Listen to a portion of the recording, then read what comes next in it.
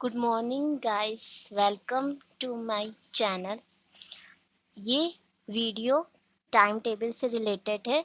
जो मैंने क्लास 7 का टाइम टेबल बनाया है, ये प्रैक्टिकल पार्ट है, फोर्थ सेमेस्टर बीएड से रिलेटेड। ठीक, काफ़ी सारे बच्चों को जो टीचिंग कर रहे हैं न्यू उनको टाइम टेबल नहीं पता होता कि क्या क्या उसमें मेंशन होना चाहिए।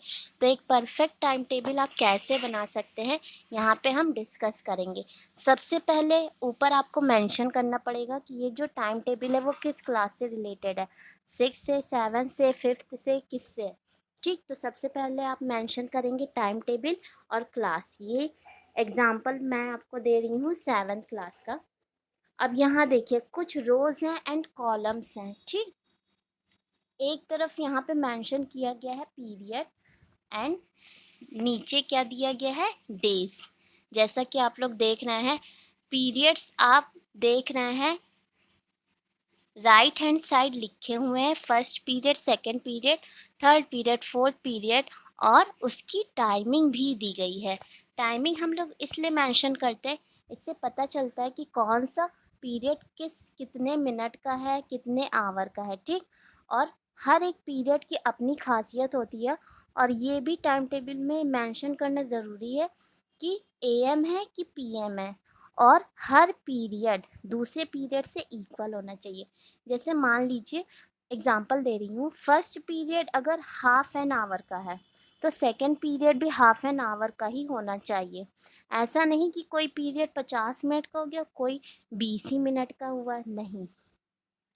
अब यहाँ पे आप देख रहे हैं डेज को मेंशन किया गया है। डेज हमने लिए हैं Monday, Tuesday, Wednesday, Thursday, Friday, Saturday. Monday to Saturday तक लिखा जाएगा क्योंकि इतने ही दिन स्कूल ओपन होते हैं। किसी किसी स्कूल में सैटरडे भी ऑफ होता है, तो वो एक्सेप्शनल केस है। अगर आपके स्कूल में सिर्फ फ्राइडे तक के स्कूल से ओपन होते हैं तो आप फ्राइडे तक के बनाएंगे, और अगर आपके स्कूल में सैटरडे तक की क्लास होती है तो आप सैटरडे तक के मेंशन करोगे। अब यहाँ पे देखिए, सबसे पहले स्कूल की स्टार्टिंग होती है मॉर्निंग असेंबली से, तो मैंने मॉर्निंग असेंबली लिखा है, और यहाँ पे टाइम मेंशन किया है 8 AM टू 8:20 AM, यानी 20 मिनट की मॉर्निंग असेंबली होती है। उसके बाद फर्स्ट पीरियड स्टार्ट होता है, फिर सेकंड पीरियड, फिर थर्ड, फिर फोर्थ, इस तरह से। ठीक, फर्स्ट पीरियड में आप यहाँ पे देख रहे हैं, फर्स्ट पीरियड मैथ्स का होता है, जो कौन सी टीचर लेती है, नीतू मैम। यानी आपको सब्जेक्ट भी मेंशन करना है, प्लस उस पर्टिकुलर सब्जेक्ट को कौन से टीचर पढ़ाते हैं ये भी आपको मेंशन करना है। आपका टाइम टेबल काफ़ी नीट एंड क्लीन होना चाहिए कि देखने ही में बहुत अट्रैक्टिव लगे। तो आप इसमें कलरफुल पेन का यूज़ कर सकते हैं।